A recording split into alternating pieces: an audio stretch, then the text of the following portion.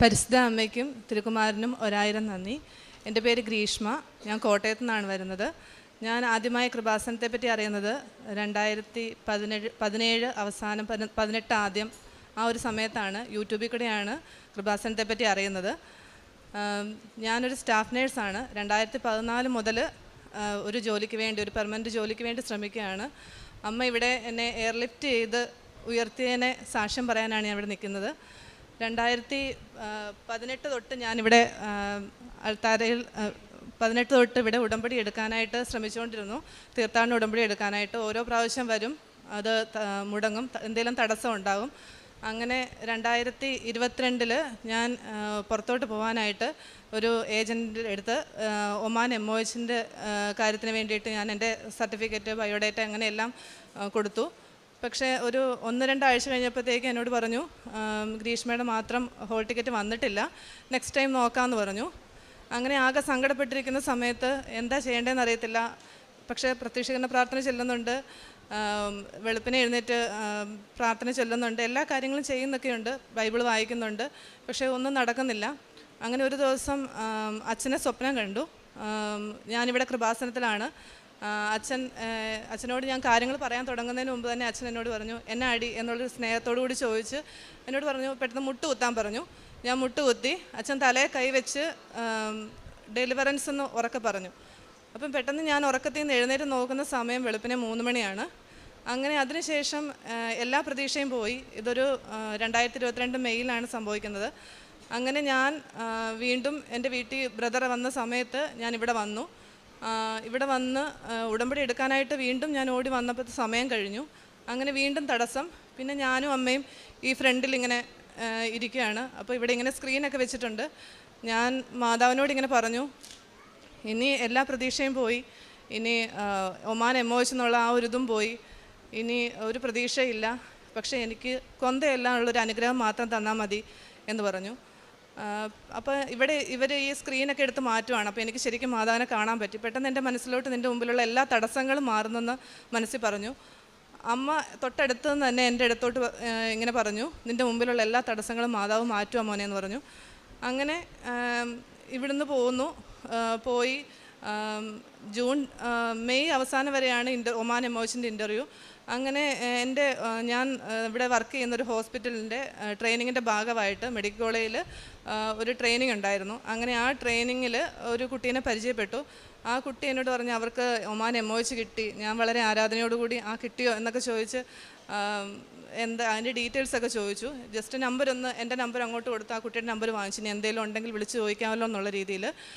അങ്ങനെ ബായ് പറഞ്ഞ് പിരിയുന്ന സമയത്ത് ആ കുട്ടി എന്നോട് പറഞ്ഞു, ഞങ്ങൾ ഹിന്ദുക്കളാണെങ്കിലും മാതാവിനോട് പ്രാർത്ഥിച്ചിട്ട് കിട്ടിയ ജോലിയാണെന്ന് പറഞ്ഞു. എനിക്ക് ആ കുട്ടി കിട്ടിയതിലുള്ള സങ്കടമല്ല, പെട്ടെന്ന് എനിക്ക് സങ്കടം വന്നു. കാരണം ഞാൻ ഒരു ഹിന്ദുവാണ്, എങ്കിലും ഞാൻ ചെറുപ്പം തൊട്ടേ എൻ്റെ ഓർമ്മ വെച്ച നാൾ മുതൽ ഈശോയും മാതാവും ഉണ്ട്. അങ്ങനെ ജീവിച്ചിട്ട് പെട്ടെന്ന് ഇത് കേട്ടപ്പോൾ എനിക്ക് സങ്കടം വന്നു. ഞാൻ വേഗം വീട്ടിലെത്തി മുറിയിലിരുന്ന് കുറേ കരഞ്ഞു. ഞാൻ മാതാവിനോട് പറഞ്ഞു, എന്നെ പരിഗണിച്ചില്ലെങ്കിലും കുഴപ്പമില്ല, ഞാൻ ഒരിക്കലും അമ്മേനെ വിട്ടു പോകത്തില്ലെന്ന് അമ്മയ്ക്ക് അറിയാവുന്നതുകൊണ്ടല്ലേ എന്നോട് ഇങ്ങനെയൊക്കെ കാണിക്കുന്നത് പറഞ്ഞു. കുറേ കരഞ്ഞു. അതിനുശേഷം ഞാനിങ്ങനെ പറഞ്ഞതിലോർത്ത് ഞാൻ സോറി പറഞ്ഞു മാതാവിനോട്. ഞാൻ അറിയാതെ പറഞ്ഞു പോയതാണ്, അമ്മയ്ക്ക് ഇഷ്ടമുള്ള സമയത്ത് എന്നെ രക്ഷിച്ചാൽ മതിയെന്ന് പറഞ്ഞു. അങ്ങനെ മുറിക്ക് പുറത്തൊക്കെ ഇറങ്ങി കുറച്ച് കഴിഞ്ഞപ്പോഴത്തേക്ക് എൻ്റെ ഫോണിൽ ഒരു കോൾ വന്നു. എനിക്കറിയാൻ മേലാത്ത നമ്പറാണ്. ഞാൻ എടുത്തപ്പം ഈ കുട്ടി എൻ്റെ നമ്പർ അതിൻ്റെ ഏജൻറ്റിന് കൊടുത്തിട്ടുണ്ടായിരുന്നു.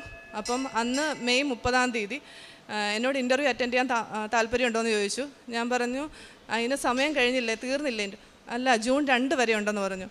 അപ്പോൾ ഞാൻ പറഞ്ഞു അതിന് ഞാൻ പ്രിപ്പയർഡ് അല്ല, ബയോഡേറ്റ ഒന്നും റെഡിയാക്കിയിട്ടില്ല എന്നിങ്ങനെ പറഞ്ഞു. അപ്പോൾ പറഞ്ഞാൽ സാരമില്ല ഗ്രീഷ്മ, പെട്ടെന്ന് ലീവ് അറേഞ്ച് ചെയ്ത് ബാംഗ്ലൂരാണ്. അപ്പോൾ ബാംഗ്ലൂരാണ് നമുക്ക് പോകാൻ സാഹചര്യം, ആര് കൊണ്ടുപോകും, എങ്ങനെ പോകും എന്നൊക്കെ ആ കൺഫ്യൂഷൻ. പക്ഷേ എല്ലാം പെട്ടെന്ന് ക്ലിയറായി വരുന്നത് പോലെ ഞാൻ ജൂൺ 2-ാം തീയതി ഇൻ്റർവ്യൂവിന് വേണ്ടിയിട്ട് ബുക്ക് ചെയ്തു. അങ്ങനെ ജൂൺ 1-ാം തീയതി വൈകിട്ട് ഇവിടുന്ന് പോവുകയാണ്. അപ്പോൾ ഇറങ്ങാൻ നേരത്ത് ഞാനിങ്ങനെ മാതാവിനോട് പറഞ്ഞു, അമ്മേ സഞ്ചാരി മാതാവ് എൻ്റെ കൂടെ വന്ന്, ഞാനൊന്നും പ്രിപ്പയർഡ് അല്ല, പക്ഷേ എൻ്റെ കൂടെ വന്ന് എന്നെ ഇൻ്റർവ്യൂ വിജയിപ്പിക്കണം എന്ന് പറഞ്ഞു. അങ്ങനെ ഞാനിവിടുന്ന് ഇറങ്ങി. അവിടെ 6 മണിക്ക് വെളുപ്പിനെ റിപ്പോർട്ട് ചെയ്യേണ്ടത്, പിറ്റേ ദിവസം 6 മണിക്ക് റിപ്പോർട്ട് ചെയ്യേണ്ടത്. ഞങ്ങൾ 7:30 അവിടെ എത്തിയപ്പോൾ അവരൊരു ഫോം തന്നു. ഞങ്ങളിതെല്ലാം ഫില്ല് ചെയ്തുകൊണ്ടിരിക്കുന്ന സമയത്ത് ഒരു 5 പേരുടെ പേര് വിളിച്ചു. അപ്പം ഞാൻ ഇതിനു മുമ്പ് ഈ ഏജൻറ്റിനോട് ചോദിച്ചതാണ്, ഒമാൻ പ്രോമെട്രിക്കൽ ഒരു ലൈസൻസ് വേണം നമുക്ക് അങ്ങോട്ടേക്ക് പോകണമെങ്കിൽ. അപ്പോൾ അതില്ല. അപ്പം ഏജൻറ്റ് പറഞ്ഞത് ഇതിന് മുമ്പുള്ള ആൾക്കാരെയൊക്കെ അവർ അങ്ങനെ ഇല്ലാത്തവരെ എടുക്കുന്നുണ്ടായിരുന്നു, ഇൻ്റർവ്യൂ കിട്ടിക്കഴിഞ്ഞാൽ വൺസ് പിന്നെ എടുത്താൽ മതി എന്ന് പറഞ്ഞു. അങ്ങനെ എല്ലാം ക്ലിയർ ആക്കിയാണ് ഞാൻ ഇൻ്റർവ്യൂ. പക്ഷേ അവിടെ 5 പേരുടെ പേര് വിളിച്ചിട്ട് അവരെന്നോട് ഈ ലൈസൻസ് എവിടെയെന്ന് ചോദിച്ചു. അപ്പം എൻ്റെ കയ്യിലില്ല. ഞാൻ ഏജൻറ്റിനെ വിളിച്ചപ്പോൾ പറഞ്ഞു, ഗ്രീഷ്മ വെയിറ്റ് ചെയ്യും, നമുക്ക് നോക്കാം എന്നൊക്കെ പറഞ്ഞു. അങ്ങനെ കുറേ പ്രാവശ്യം ഏജൻറ്റിനെ വിളിക്കുന്നു. ഞങ്ങൾ ഈ 5 പേരും അവരവരുടെ ഏജൻറ്റിനെയൊക്കെ വിളിച്ചുകൊണ്ടിരിക്കുകയാണ്. ഞങ്ങളിങ്ങനെ മാറി ആ ഇൻ്റർവ്യൂവിൻ്റെ ആ സ്ഥലത്ത് തന്നെ ഇങ്ങനെ ഇരിക്കുകയാണ്. താഴേന്ന് ബ്രദർ വിളിക്കുന്നുണ്ട്, എന്താ ഇത്ര നേരമായിട്ട് കഴിഞ്ഞില്ലേ? ഞാൻ പറഞ്ഞു, ചെറിയൊരു സർട്ടിഫിക്കറ്റിൻ്റെ പ്രോബ്ലം ഉണ്ട്, എനിക്കത് ക്ലിയർ ആക്കിയിട്ട് ഞാൻ പറയാം എന്നിങ്ങനെ പറഞ്ഞു. അവസാനം ഞാൻ ഏജൻറ്റിനെ വിളിച്ച് മടുത്തു. ആ ഏജൻറ്റ് കൈ ഒഴിഞ്ഞു. ഞാനപ്പോൾ ഒരു തീരുമാനം എടുത്ത്, എന്തായാലും ഇവിടം വരെ വന്നിട്ട് ഇൻ്റർവ്യൂ അറ്റൻഡ് ചെയ്യാൻ പറ്റിയില്ലെന്ന് ആരോടും പറയണ്ട, ഇൻ്റർവ്യൂ അറ്റൻഡ് ചെയ്ത് കിട്ടിയില്ല എന്ന് ഒരു കള്ളം പറയാമെന്ന് തീരുമാനിച്ച് ഞാനിങ്ങനെ തീരുമാനിച്ചിരുന്ന സമയത്ത് പെട്ടെന്ന് മനസ്സിലോട്ട്, ഞാൻ എല്ലാവരോടും പറഞ്ഞു, എൻ്റെ മാതാവിനോട് മാത്രം പറഞ്ഞില്ല എന്ന് പറഞ്ഞുകൊണ്ട് പെട്ടെന്ന് ഞാൻ ലൈറ്റ് ആക്കാൻ പ്രയർ റിക്വസ്റ്റ് ഇട്ടു. അതിനകത്ത് ഞാൻ ഇങ്ങനെ എഴുതിയത്, എൻ്റെ സഞ്ചാരി മാതാവേ ഇവിടം വരെ വന്ന് എന്നെ ഇൻ്റർവ്യൂവിൽ പാസ്സാക്കി തരണേന്ന്. ഞാനപ്പോൾ മാസ്ക് ഒക്കെ വെച്ചിട്ടുണ്ട്, നമ്മുടെ മുഖത്തെ ഫേഷ്യൽ എക്സ്പ്രഷനോ ഒന്നും ആർക്കും അറിയാൻ പറ്റില്ല. അപ്പോൾ ഞങ്ങളിങ്ങനെ 5 പേര് നിരന്ന് ഇരിക്കുകയാണ്. പെട്ടെന്ന് ഇൻ്റർവ്യൂ ഈ സൈഡിലാണ് നടക്കുന്നതെങ്കിൽ ഓപ്പോസിറ്റ് സൈഡിൽ നിന്ന് എൻ്റെ ഹൈറ്റ് എന്ന് പറയുന്നത് 167 സെൻറ്റിമീറ്ററാണ്. അതിനേക്കാളും ഹൈറ്റുള്ള സാരി ഉടുത്ത ഒരു പ്രൗഢിയുള്ളൊരു ലേഡി അവിടുന്ന് വിളിച്ചു ചോദിക്കുവാണ്, എന്നോടാണ് ചോദിക്കുന്നത്, വാട്ട് ഹാപ്പൻ ടു യു എന്ന് പറഞ്ഞാൽ ഇംഗ്ലീഷാണ് ഫുള്ള്. എന്താണ് പറ്റിയത്, നീ എന്തിനാണ് സങ്കടപ്പെട്ടിരിക്കുന്നതാണ് ഇത്രയും ഇംഗ്ലീഷിൽ ചോദിച്ചത്. അപ്പം എൻ്റെ അടുത്ത് വന്ന് നിന്നു. ഞാനും എൻ്റെ തൊട്ടടുത്ത് നിന്നൊരു കൊച്ചും കൂടെ എഴുന്നേറ്റ് നിന്നിട്ട് എന്നോട് കാര്യം ചോദിച്ചപ്പോൾ ഞാൻ ഇംഗ്ലീഷിൽ കമ്മ്യൂണിക്കേറ്റ് ചെയ്യുകയാണ്. ഞാൻ പറഞ്ഞു, മാം ഐ തോട്ട് ദാറ്റ് ഇങ്ങനെയൊക്കെ പറഞ്ഞു, എനിക്ക് ഇംഗ്ലീഷ് ഒട്ടും പറഞ്ഞ് ഫലിപ്പിക്കാൻ പറ്റത്തില്ല, എന്താ പ്രശ്നമെന്ന്. പെട്ടെന്ന് ഞാൻ പറഞ്ഞു. അപ്പോൾ എന്നോട് പറഞ്ഞു, മലയാളത്തിൽ പറ, മലയാളം എനിക്ക് മനസ്സിലാവുമെന്ന് പറഞ്ഞു. ഞാൻ പറഞ്ഞു, ഈ പ്രോമെട്രിക്കിൻ്റെ സർട്ടിഫിക്കറ്റ് ഇല്ലാത്ത കാരണം അവർ അറ്റൻഡ് ചെയ്യിപ്പിക്കുന്നില്ല. കഴിഞ്ഞ ദിവസങ്ങളിലൊക്കെ അറ്റൻഡ് ചെയ്യിപ്പിക്കുന്നുണ്ടായിരുന്നു, ഇന്ന് അവർക്ക് ഓൾറെഡി ആൾക്കാരായി, അതുകൊണ്ട് അവരിന്ന് പായ്ക്കപ്പ് ചെയ്യുകയാണ്, അതുകൊണ്ട് അവർ അറ്റൻഡ്. പെട്ടെന്ന് എന്നോട് ഇതൊന്നും കേൾക്കുന്നുണ്ടോ എന്ന് എനിക്കറിയത്തില്ല. ഞാൻ എൻ്റെ ഈ പേപ്പറെ നോക്കിയാണ്, എൻ്റെ ആ ഫോം ഫില്ല് ചെയ്ത പേപ്പറെ നോക്കി ഇതൊക്കെ പറയുന്നത്. പക്ഷേ എന്നോട് പറഞ്ഞു, ഇത്ര നിസ്സാര കാര്യത്തിനാണോ നീ വിഷമിക്കുന്നത്, പോയി മിടുക്കായിട്ട് പോയി ഇൻ്റർവ്യൂ അറ്റൻഡ് ചെയ്ത് ഓൾ ദി വെരി ബെസ്റ്റ് എന്ന് പറഞ്ഞിട്ട് പോയി. പെട്ടെന്ന് ഇവരങ്ങ് പോയി. ഞാൻ എന്താ സംഭവം, എന്താ ഇപ്പോൾ ഇവിടെ നടക്കുന്നതെന്ന് പോലും എനിക്ക് മനസ്സിലാകുന്നില്ല. ഞാൻ തൊട്ടടുത്ത് കുട്ടിയോട് ചോദിച്ചു, ഇതാരാ ഈ വന്നേ, ഇതെന്തിനാ ഇവർ നമ്മളോട് ചോദിക്കുന്നത്? കാരണം അത്രയും ഒരു കുട്ടികളുടെ ഇടയ്ക്ക് നമ്മുടെ തൊട്ടടുത്ത് വേറെ ഇൻ്റർവ്യൂവിന് അറ്റൻഡ് ചെയ്യാനുള്ള കുട്ടികളുമുണ്ട്, പ്രോബ്ലം ഇല്ലാത്ത പ്രശ്നമില്ലാത്ത കുട്ടികളും ഒക്കെ വന്നിരിപ്പുണ്ട്. അപ്പം നമുക്കറിയത്തില്ല, നമ്മൾ മാറ്റിയിരുത്തിയാന്ന് ഒരാൾക്കും മനസ്സിലാവില്ല. അപ്പം ഈ കുട്ടി പറഞ്ഞു, അതെന്തെങ്കിലും ബിസിനസ് ഡീൽ നടത്തുന്ന ആളായിരിക്കും എന്നിങ്ങനെ പറഞ്ഞു. അപ്പോൾ ഞാൻ പറഞ്ഞു, ബിസിനസ് ഡീൽ നടത്തുന്ന ആളായിരിക്കും എന്ന് പറഞ്ഞു. ഞാൻ ചോദിച്ചു, അവരെന്തിനാ നമ്മളോട് ഇങ്ങനെ വന്ന് ചോദിച്ചതെന്ന് ചോദിച്ചു.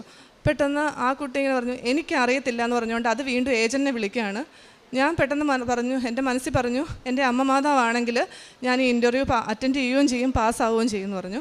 അപ്പം നമ്മളെ മാറ്റി നിർത്തിയ ഒരാൾ ഒരു 2 സെക്കൻഡിനകം അകത്തുനിന്ന് വന്നിട്ട്, ഓപ്പോസിറ്റ് സൈഡിൽ നിന്ന് വന്നിട്ട് പറഞ്ഞു, ഒരു കാര്യം ചെയ്യും, നിങ്ങളെല്ലാവരും ഇൻ്റർവ്യൂ അറ്റൻഡ് ചെയ്യിപ്പിക്കാം എന്ന് പറഞ്ഞു. അങ്ങനെ ഇൻ്റർവ്യൂ അറ്റൻഡ് ചെയ്യാനായിട്ട് നമ്മളെ വിളിച്ച സമയത്താണ് അകത്തുനിന്ന് ഒരു ഒമാനി ലേഡി ഇറങ്ങി വന്നിട്ട് ഭയങ്കരമായിട്ട് ഷൗട്ട് ചെയ്യുന്നു. കാര്യം എന്താണെന്ന് എനിക്ക് മനസ്സിലായില്ല.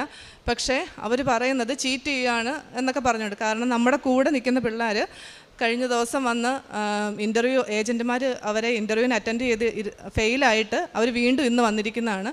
അപ്പോൾ എന്നോട് ചോദിച്ചപ്പോൾ ഞാൻ പറഞ്ഞു, ഞാൻ ഫസ്റ്റ് ടൈമാണ് ബാംഗ്ലൂർ വരുന്നത്, ഞാൻ ജെന്യുവിനാണ് എന്നിങ്ങനെ പറഞ്ഞു. അവർ ഇൻ്റർവ്യൂ അറ്റൻഡ് ചെയ്തോളാൻ പറഞ്ഞു. എന്നെ ഒരു ഡോക്ടറാണ് ഇൻ്റർവ്യൂ അറ്റൻഡ് ചെയ്യിപ്പിച്ചത്. ഞാൻ അകത്ത് കയറി. ഇംഗ്ലീഷ് തൊട്ട് മുമ്പ് ഞാൻ ഒട്ടും പറയാതിരുന്ന, വെപ്രാളപ്പെട്ട് ഒന്നും പറയാൻ പറ്റാതിരുന്ന ഞാൻ അകത്ത് കയറി ഏറ്റവും നല്ലൊരു ഇൻട്രൊഡക്ഷൻ പറഞ്ഞു. ചോദിച്ചതിനെല്ലാം ആൻസർ പറഞ്ഞു, ECG വരച്ച് കാണിക്കാൻ പറഞ്ഞു, എല്ലാം ചെയ്തു. യു ആർ സെലക്റ്റഡ് എന്ന് പറഞ്ഞു. എനിക്കിപ്പോഴും വിശ്വസിക്കാൻ പറ്റുന്നില്ല എന്താ സംഭവിച്ചെന്ന്. എൻ്റെ പാസ്പോർട്ട് അവിടെ നിന്ന് എടുത്തോ, കോൺട്രാക്റ്റ് സൈൻ ചെയ്തു, അങ്ങനെ എല്ലാ കാര്യവും ഞാൻ ചെയ്തു. പക്ഷേ എല്ലാം ഈ യാന്ത്രികമായിട്ട്, കാരണം എൻ്റെ മനസ്സിൽ മുഴുവനും ഈ എൻ്റെ മുമ്പിൽ വന്ന ആളായിരുന്നു. താഴെ വന്ന് ബ്രദറിനോട് ചോദിച്ചു, ഞാൻ ഇവിടെ സാരി ഉടുത്തു. അപ്പോൾ പറഞ്ഞു, ഇത്രയും വലിയൊരു ഹോട്ടലിൽ സാരി ഉടുത്ത ഒരാളോ എന്നിങ്ങനെ ചോദിച്ചു. അങ്ങനെ സഞ്ചാരി മാതാവിൻ്റെ ഒരു വലിയ അത്ഭുതമാണ്. ഏറ്റവും സീറോയിൽ നിന്ന് ടൈം ഷോർട്ടനിങ് തന്നെയായിരുന്നു മാതാവിൻ്റെ ഒരു ഇടപെടൽ. അതിന് അമ്മയ്ക്ക് 1000 നന്ദി പറയും. ഇതാണ് എൻ്റെ ആദ്യത്തെ സാക്ഷ്യം. അങ്ങനെ ഞാൻ ഒമാനിൽ പോയി. ഏറ്റവും നല്ലൊരു സ്ഥലത്താണ് ഞാൻ ചെന്നത്, സോഹാർ എന്ന് പറഞ്ഞ സ്ഥലത്താണ്. അങ്ങനെ അവിടെ ഞാൻ ഓപ്പറേഷൻ തിയേറ്ററിലാണ് വർക്ക് ചെയ്യുന്നത്. അവിടെ നിന്നുകൊണ്ട് നമുക്ക് കോൺട്രാക്ട് പ്രകാരം 2 വർഷം വർക്ക് ചെയ്യാം. പക്ഷേ അതിൽ കഴിഞ്ഞും നമുക്ക് വർക്ക് ചെയ്യുന്നതിന് കുഴപ്പമില്ല. പക്ഷേ വൺസ് ഒമാനൈസേഷൻ വന്നു കഴിഞ്ഞാൽ നമുക്ക് അവിടുന്ന് പോരേണ്ടി വരും. അപ്പം അതും നമുക്കൊരു ഉറപ്പില്ല. പക്ഷേ വർഷങ്ങളായിട്ട് ജോലി ചെയ്യുന്നവരുമുണ്ട്. അപ്പോൾ ആ സമയത്താണ് എനിക്ക് OET എഴുതണം എന്നൊരാഗ്രഹം. ചിലപ്പോൾ ഒരു അതിമോഹമായിരിക്കും, അമ്മ മര്യാദയ്ക്കൊരു ജോലി തന്നതാണ് എങ്കിലും OET എഴുതണം എന്നൊരാഗ്രഹം. അതുവരെ ഞാൻ തീർത്ഥാടന ഉടമ്പടി എനിക്കിവിടെ എടുക്കാൻ പറ്റിയിട്ടില്ലായിരുന്നു. ഞാൻ ഫസ്റ്റ് ലീവിന് വന്ന സമയത്ത് ഞാനിവിടെ വന്ന് തീർത്ഥാടന ഉടമ്പടി എടുത്തു. ഉടമ്പടിയിലെ ആദ്യത്തെ നിയോഗം എനിക്ക് OET ഫസ്റ്റ് ചാൻസ് കിട്ടണം തന്നെയാണ്.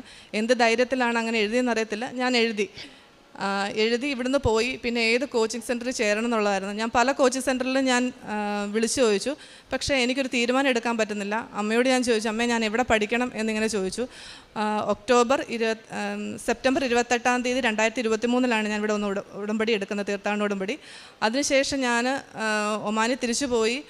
ഒക്ടോബർ മാസം ഫുള്ള് ഞാൻ എന്താ ചെയ്യേണ്ടത്, നമുക്കൊരു സെൻറ്റർ എവിടെയാണ് കോച്ചിങ്ങിന് ചേരേണ്ടതെന്ന് നമുക്കറിയത്തില്ല. അവസാനം എൻ്റെ ഒരു ഫ്രണ്ട് പറഞ്ഞു, നീ ഒരു കാര്യം ചെയ്യും, വിഷ്ണുപ്രിയ എന്ന് പറഞ്ഞൊരു കുട്ടി എൻ്റെ ക്ലാസ്സിൽ തന്നെ പോസ്റ്റ് BSc പഠിച്ചതാണ്. അങ്ങനെ ആ കുട്ടി OET പാസ്സായതാണ്, നീ അവളോട് ചോദിക്കുക എന്ന് പറഞ്ഞു. അങ്ങനെ ഞാൻ ആ കുട്ടീനെ വിളിച്ചു. അവളെ വിളിച്ചപ്പോഴത്തേക്ക് അവൾ പറഞ്ഞു, ഒരു കാര്യം ചെയ്യുക, ഞാൻ സ്പീക്കിങ്ങും റൈറ്റിങ്ങും പറഞ്ഞു തരാം, ബാക്കി നീ യൂട്യൂബിൽ നോക്ക്. ഞാൻ പറഞ്ഞതിന് ശേഷം നീ OET ഇങ്ങനെ പറഞ്ഞു തന്നതിന് ശേഷം നീ ഏതെങ്കിലും ഒരു നല്ല ഇൻസ്റ്റിറ്റ്യൂഷനിൽ പോയി ചേര് എന്നിങ്ങനെ പറഞ്ഞു. ഞാൻ ഓക്കെ പറഞ്ഞു. ഞാൻ അങ്ങനെ എനിക്ക് റൈറ്റിങ്ങും സ്പീക്കിങ്ങും പറഞ്ഞു തന്നു. പക്ഷേ ആ സമയത്ത് മുഴുവനും ഞാൻ ഉടമ്പടിയിലെ എല്ലാ കാര്യങ്ങളും കറക്റ്റായിട്ട് ചെയ്യുന്നുണ്ടായിരുന്നു. അരമണിക്കൂർ ബൈബിൾ വായിക്കുക, രാവിലെ പ്രത്യക്ഷീകരണ പ്രാർത്ഥന, അത് കഴിഞ്ഞ് കൊന്ത എത്തിക്കും. അതിനുശേഷം കുർബാന, ഞാൻ ഹിന്ദു ആണെങ്കിൽ പോലും കുർബാന ഓൺലൈനായിട്ട് കണ്ട് അരൂപിയിൽ ഈശോയെ സ്വീകരിക്കുമായിരുന്നു. അങ്ങനെ ഇത്രയും സമയങ്ങളൊക്കെ നമുക്ക് പ്രാർത്ഥനയ്ക്കും കാര്യങ്ങൾക്കൊക്കെ ചില സാക്ഷ്യം കേൾക്കുമായിരുന്നു. പഠിക്കാനുള്ള സമയം എന്ന് പറയാനായിട്ടില്ലായിരുന്നു.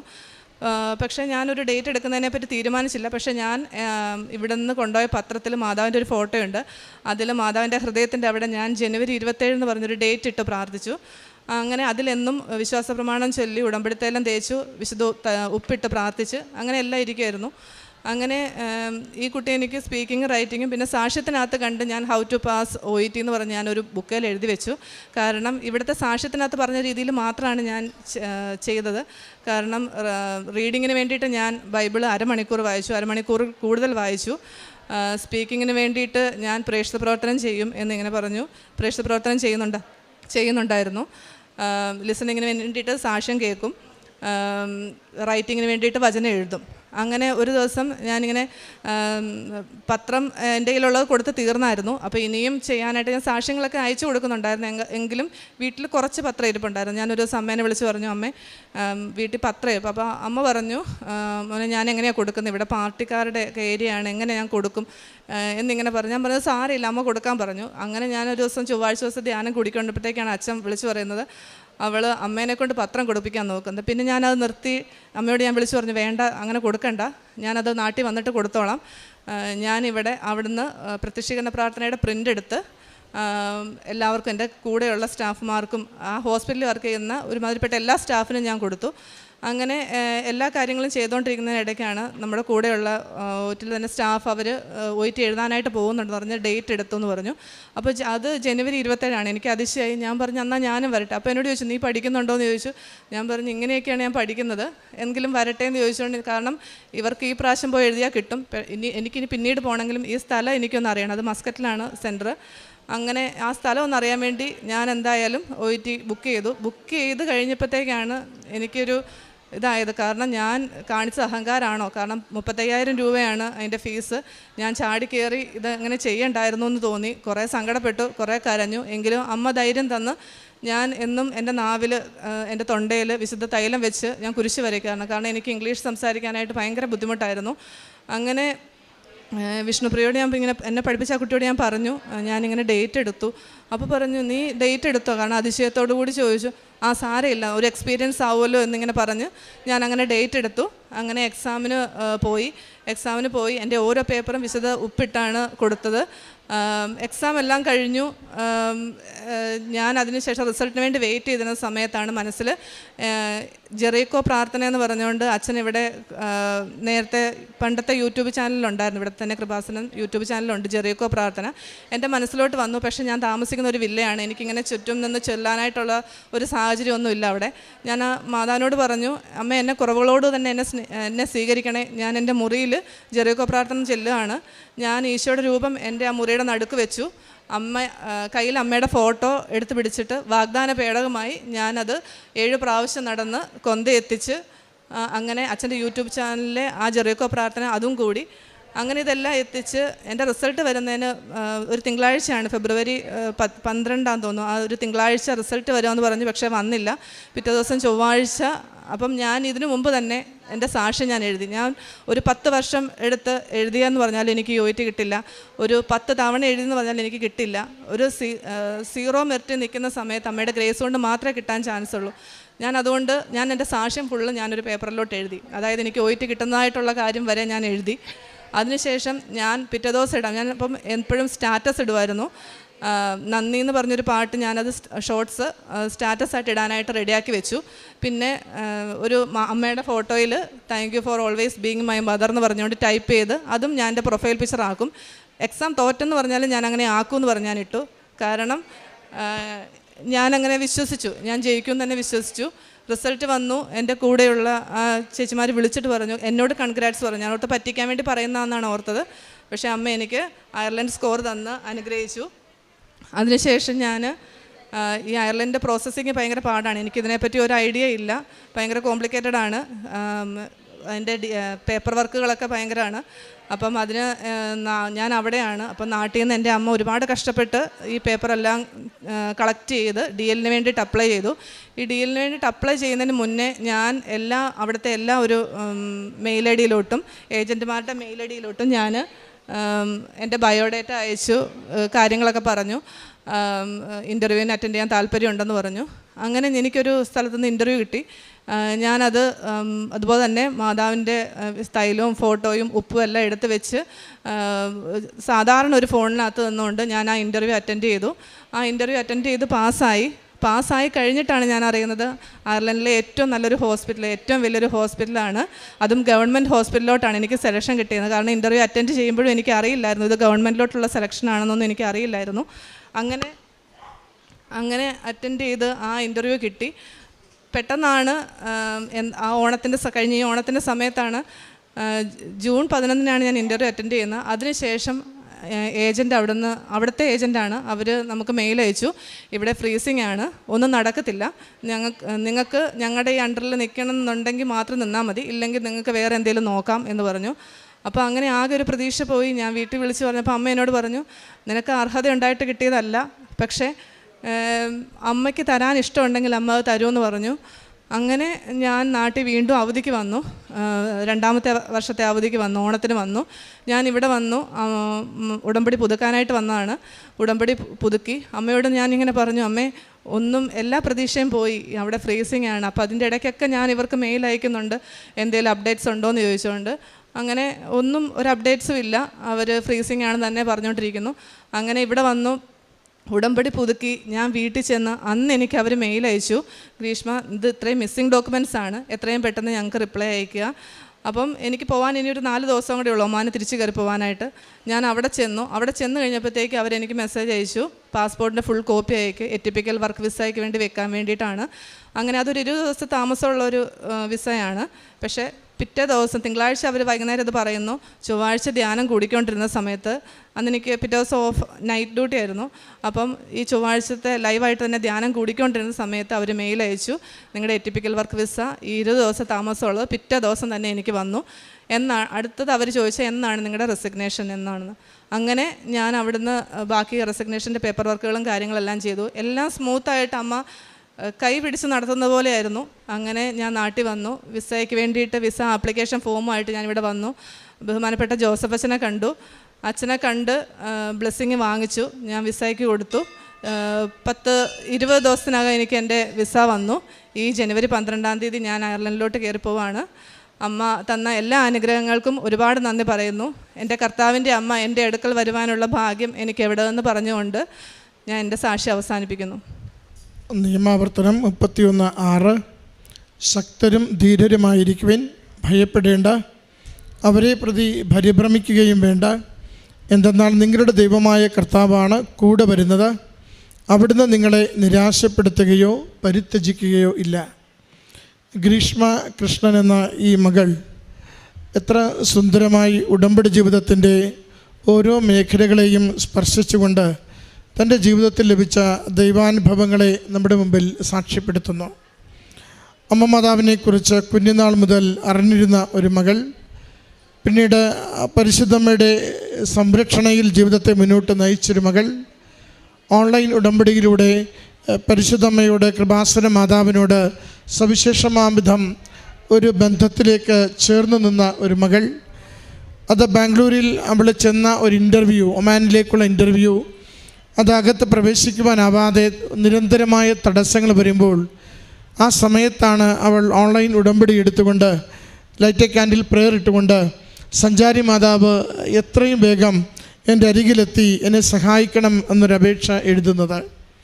മകൾ പറയുന്നുണ്ട്, അതിനു മുമ്പ് 2-3 തവണ ഇവിടെ വന്നു, ഓരോ തവണയും ഉടമ്പടി എടുക്കുവാൻ വേണ്ടി പരിശ്രമിച്ചു, എങ്കിലും ഓരോരോ തടസ്സങ്ങൾ കാരണം അത് നീങ്ങിപ്പോയി. ഉടമ്പടി എടുത്തില്ല എന്ന് കരുതി ഞാൻ പ്രാർത്ഥിക്കാതിരുന്നില്ല. ഞാൻ രാവിലെയുള്ള പ്രത്യക്ഷീകരണ പ്രാർത്ഥന ചൊല്ലുമായിരുന്നു, അച്ഛൻ്റെ ധ്യാനം കൂടുമായിരുന്നു, സാക്ഷ്യം കേൾക്കുമായിരുന്നു, ഞാൻ സന്ധ്യയ്ക്ക് പ്രാർത്ഥിക്കുമായിരുന്നു, ജപമാല ചൊല്ലുമായിരുന്നു. ഉടമ്പടിയിൽ എന്തൊക്കെയാണോ ആവശ്യപ്പെട്ടിരുന്നത് അത് മുഴുവനും ചെയ്തുകൊണ്ട് ഉടമ്പടി എടുത്തില്ലെങ്കിലും ഞാൻ അമ്മ മാതാവിൻ്റെ മകളായി ജീവിതം മുന്നോട്ട് നയിച്ചു കൊണ്ടിരുന്നു. മകൾ പറയുന്നുണ്ട്, അവിടെ സാരി ഉടുത്തൊരു സ്ത്രീ വന്ന് അവളോട് കാര്യങ്ങൾ തിരക്കുകയും അവൾക്ക് ഇൻ്റർവ്യൂവിൽ പങ്കെടുക്കുവാൻ പറ്റില്ല എന്ന് പറയുന്ന സ്ഥാനത്ത് അകത്ത് കയറി ഇൻ്റർവ്യൂവിനുള്ള സാധ്യതകൾ ഒരുക്കി കൊടുക്കുകയും മറ്റെല്ലാവരിൽ നിന്നും അവളെ മാത്രം സെലക്ട് ചെയ്തുകൊണ്ട് ആ വിദേശത്തുള്ള ജോലിക്ക് വേണ്ടി തിരഞ്ഞെടുക്കുകയും ചെയ്തത്. അത് അത്ഭുതകരമായിട്ടുള്ള ഒരു തിരഞ്ഞെടുപ്പ്. ഡോക്യുമെൻറ്റ്സ് ഇനിയും കയ്യിൽ വേണം, പരീക്ഷ ഇനിയും പാസ്സാകണം, എങ്കിലും അതൊക്കെ അവിടെ ചെന്ന് ചെയ്തെടുത്താൽ മതി എന്ന ഗ്യാരൻറ്റിയുടെ പുറത്ത് മകൾക്ക് വിദേശത്തേക്ക് പോകുവാൻ സമയച്ചുരുക്കത്തിൻ്റെ അമ്മ ഒരല്പ ദിവസങ്ങൾ പോലും അല്പ നിമിഷങ്ങൾ പോലും പാഴാക്കാതെ അത്ഭുതകരമായി മകളെ തിരഞ്ഞെടുത്തതാണ് സൂചിപ്പിച്ചത്. പിന്നീട് വിദേശത്ത് ജോലി ചെയ്യുന്ന നാളുകളിൽ തന്നെ, ഒമാനിൽ ജോലി ചെയ്യുന്ന നാളുകളിൽ തന്നെയാണ് OET പഠിക്കുവാനും യൂറോപ്യൻ രാജ്യത്ത് പോകുവാനുമുള്ള ഒരു ആഗ്രഹം മകൾക്ക് വരിക. അപ്പോൾ എവിടെ പഠിക്കണം, ഏത് ഇൻസ്റ്റിറ്റ്യൂട്ടിൽ ചേരണം എന്നിങ്ങനെയുള്ള ആശയക്കുഴപ്പങ്ങളും പ്രയാസങ്ങളുമൊക്കെ മകൾ അനുഭവിക്കുന്നുണ്ട്. കൂടെയുള്ള മറ്റൊരു സഹോദരി തന്നെ, കൂട്ടുകാരി തന്നെയാണ് കുറച്ച് കാര്യങ്ങൾ പറഞ്ഞു കൊടുക്കാമെന്ന് അറിയിക്കുകയും അങ്ങനെ കുറച്ച് കാര്യങ്ങൾ പറഞ്ഞു കൊടുക്കുകയും ചെയ്യുന്നു. ഉടമ്പടിയിൽ ആഴപ്പെടുന്നതനുസരിച്ച് പുതിയ നന്മകളാണ് മകൾക്ക് ലഭിക്കുന്നത്. ഡേറ്റിട്ട് പ്രാർത്ഥിക്കുവാൻ തീരുമാനിക്കുന്നു. ജനുവരി 27 എന്ന ഡേറ്റിട്ട് മകൾ പരീക്ഷയ്ക്ക് വേണ്ടി പ്രാർത്ഥിക്കുന്നു. എവിടെയെങ്കിലും കോഴ്സിന് ചേർന്ന് പഠിക്കണം, പരീക്ഷ എഴുതണമെന്ന് ആഗ്രഹിച്ചിരിക്കുമ്പോൾ മറ്റൊരു കൂട്ടുകാരി ജനുവരി 27 ഡേറ്റ് എടുത്തതിനെ പറ്റി കേൾക്കുന്നു. അങ്ങനെ ജനുവരി 27 പരീക്ഷ എഴുതുന്നു. അതൊരു എക്സ്പെരിമെൻ്റായിട്ട്, ഒരു എക്സ്പീരിയൻസ് ആയിട്ടാണ് ശരിക്കും പരീക്ഷയിൽ പങ്കുചേരുന്നത്. എന്നാൽ നല്ല അമ്മ, കരുണയുള്ള കൃപാസന മാതാവ് മകളുടെ ജീവിതം, മകളുടെ പ്രാർത്ഥന, മകളുടെ വിശുദ്ധി, അമ്മ മാതാവിലുള്ള ശരണപ്പെടൽ, അത് ഓരോന്നിനെയും മാനിച്ചുകൊണ്ട് അത്ഭുതകരമായിട്ട് ആ പരീക്ഷ മകൾക്ക് വിജയിപ്പിച്ച് നൽകുന്നു. പിന്നീട് വിസ പ്രോസസ്സ് തുടങ്ങുമ്പോഴും അതും സുഗമമായി മുന്നോട്ട് നയിക്കുകയും മകൾക്ക് വിസ ലഭിച്ചുകൊണ്ട് അടുത്ത ദിവസം വിദേശത്ത് അയർലൻഡിൽ പോകുവാനുള്ള എല്ലാ സാഹചര്യങ്ങളെയും ഒരുക്കി കൊടുക്കുകയും ചെയ്യുന്നു. മകൾ പറഞ്ഞ സുദീർഘമായ ഈ സാക്ഷ്യത്തിൽ മകളുടെ വാക്കുകളിൽ മുഴുവനുമുള്ളത് അമ്മ മാതാവിനോടുള്ള സ്നേഹം, നിരന്തരം അമ്മയോട് കമ്മ്യൂണിക്കേഷൻ ചെയ്യുന്ന, സംസാരിക്കുന്ന മകളുടെ ഒരു സ്വാതന്ത്ര്യം, അമ്മയോട് ചോദിക്കുന്നതൊക്കെയും തക്ക സമയത്ത് ലഭിക്കുകയും വലുതായി വരുന്ന പ്രതിസന്ധികളെ വേഗത്തിൽ അത് മാറ്റിക്കൊടുത്തുകൊണ്ട് മുന്നോട്ട് പോകുവാനുള്ള സംരക്ഷണം അമ്മ ഒരുക്കി കൊടുക്കുന്നതിൻ്റെ നിരന്തരമായ സാന്നിധ്യത്തെയാണ് സാക്ഷ്യപ്പെടുത്തുക. മകൾ പറയുന്നുണ്ട്, ഒരു ദിനം ഉറക്കത്തിൽ ജോസഫ് അച്ഛനെ കാണുന്നു, പ്രാർത്ഥിക്കുന്നു. അച്ഛൻ ഡെലിവറൻസ് എന്ന വാക്ക് പറയുന്നു. അത് അന്ന് വരെയുള്ള പല കെട്ടുപാടുകൾ, ജോലിക്ക് വേണ്ടിയുള്ള അന്വേഷണങ്ങൾക്കുള്ള തടസ്സങ്ങൾ, അത് മാറുന്നതായി മകൾ കാണുന്നുണ്ട്. അടുത്ത ദിവസം കൃപാസനത്തിനിവിടെ പ്രാർത്ഥനയ്ക്ക് വേണ്ടി എത്തുമ്പോൾ മകൾ കാണുന്നത് ഉടമ്പടി എടുക്കുവാൻ ആഗ്രഹിച്ചു വരുന്നു. ഉടമ്പടി എടുക്കുന്ന സമയം കഴിഞ്ഞു പോകുന്നു. പക്ഷെ മകൾ ഇവിടെ വന്ന് ദേവാലയത്തിൽ ഉടമ്പടി എടുക്കുവാൻ സാധിച്ചില്ലല്ലോ എന്നോർത്ത് പ്രാർത്ഥിക്കുമ്പോൾ ജപമാല ചൊല്ലുവാൻ വേണ്ടി എനിക്ക് തീഷ്ണത തരണമേ എന്നാണ് മകൾ പ്രാർത്ഥിക്കുന്നത്. അപ്പോൾ ഒരു കാര്യം മകൾ പറയുന്നുണ്ട്, ഞാൻ നോക്കുമ്പോഴുണ്ട് അച്ഛനെ കാണുവാൻ വേണ്ടി ഈ പാർട്ടീഷൻ ചെയ്തിരുന്ന തൂണുകളൊക്കെ എടുത്തു മാറ്റുന്നു. ഉടനെ അടുത്തിരുന്ന അമ്മ മകളോട് പറയുന്നു, മകളെ തടസ്സങ്ങളൊക്കെ മാറുകയാണ്. ഇത് ഉടമ്പടി ജീവിതത്തിലെ ഒരു പ്രത്യേകതയാണ്. നമ്മൾ അമ്മ മാതാവിൻ്റെ കരങ്ങളിൽ നിയോഗം സമർപ്പിച്ച് പ്രാർത്ഥിച്ചു കൊണ്ടിരിക്കുമ്പോൾ നമുക്ക് കൃത്യമായ നിർദ്ദേശങ്ങളും സന്ദേശങ്ങളും അമ്മ കൈമാറിക്കൊണ്ടിരിക്കും. അത് ആ സന്ദേശങ്ങളെയും നിർദ്ദേശങ്ങളെയും തിരിച്ചറിയുവാനും അതനുസരിച്ച് ജീവിതത്തെ ക്രമപ്പെടുത്തുവാനും നമ്മൾ ശ്രദ്ധിക്കുമ്പോഴാണ് അതെല്ലാം അനുഗ്രഹത്തിലേക്കുള്ള വഴിയായി മാറുക. ഇത് മാറിക്കൊണ്ടിരിക്കുമ്പോൾ മകൾ തിരിച്ചറിയുന്നു, തലേന്ന് താൻ വിടുതലിനെക്കുറിച്ച് കേട്ടു, ഇവിടെ ഇതാ തടസ്സങ്ങൾ മാറിക്കൊണ്ടിരിക്കുന്നു. ബാംഗ്ലൂരിൽ ചെല്ലുമ്പോൾ ഒരു സ്ത്രീ വന്ന്, ഒന്നും ചോദിക്കേണ്ടാത്തൊരു സ്ത്രീ വന്ന് അവളോട് ചോദിക്കുന്നു, കാര്യം തിരക്കുന്നു, കാര്യം പറയുന്നു. ഇത്ര നിസ്സാരമാണോ കാര്യമെന്ന് പറഞ്ഞ് അകത്തേക്ക് പോകുന്നു. അവൾ പിന്നീട് ഇൻ്റർവ്യൂവിൽ ജോലിക്ക് വേണ്ടി തിരഞ്ഞെടുക്കപ്പെടുന്നു. നോക്കുക, ഓരോന്നും അമ്മ നൽകുന്ന ദൂതന്മാരെ അയക്കുമ്പോൾ, സന്ദേശങ്ങൾ കൈമാറുമ്പോൾ, അവയെ വിവേചിച്ചറിഞ്ഞുകൊണ്ട് അതനുസരിച്ച് നമ്മുടെ ജീവിതത്തെ ക്രമപ്പെടുത്തുമ്പോൾ അത് ദൈവിക കൃപയ്ക്ക്, അമ്മ മാതാവിൻ്റെ സംരക്ഷണത്തിന്, ആഗ്രഹിച്ച് പ്രാർത്ഥിക്കുന്ന നിയോഗങ്ങളുടെ വേഗത്തിലുള്ള സംലഭ്യതയ്ക്ക് നമുക്ക് കാരണമായി തീരുന്നു. അതിനെയാണ് മകൾ വാക്കുകളിലൂടെ ഇവിടെ സാക്ഷ്യപ്പെടുത്തുക. മകൾക്ക് ലഭിച്ച എല്ലാ നല്ല ദൈവാനുഭവങ്ങൾക്കും നമുക്ക് നന്ദി പറയാം. നല്ല വിശ്വാസ ജീവിതത്തിന് നമുക്ക് നന്ദി പറയാം. അവൾ ഒരു അക്രൈസ്തവ മകളാണ് എങ്കിലും എത്ര കണ്ട് ഈശോയോടുള്ള സ്നേഹത്തിൽ, പരിശുദ്ധ അമ്മയിലുള്ള ശരണത്തിൽ ജീവിതത്തെ നയിക്കുന്നുവെന്ന് വാക്കുകളിൽ വെളിപ്പെടുത്തുകയാണ്. മകൾക്ക് ലഭിച്ച എല്ലാ ദൈവാനുഭവങ്ങൾക്കും നന്ദി പറഞ്ഞുകൊണ്ട് കരങ്ങളടിച്ച് ഈ സാക്ഷ്യം നമുക്ക് അമ്മ മാതാവിനും തിരുക്കുമാരനും സമർപ്പിക്കും. അത്യപൂർവ ദൈവാനുഭവങ്ങൾ ഇനി നിങ്ങൾക്കും സ്വന്തം. ഈ യൂട്യൂബ് ചാനൽ ഇതുവരെ സബ്സ്ക്രൈബ് ചെയ്തിട്ടില്ലെങ്കിൽ ഇപ്പോൾ തന്നെ സബ്സ്ക്രൈബ് ചെയ്യുക. ഈ വീഡിയോ ഇപ്പോൾ തന്നെ നിങ്ങളുടെ സുഹൃത്തുക്കൾക്ക് ഷെയർ ചെയ്തുകൊണ്ട് കർത്താവിൻ്റെ പ്രേക്ഷിതരാകുക.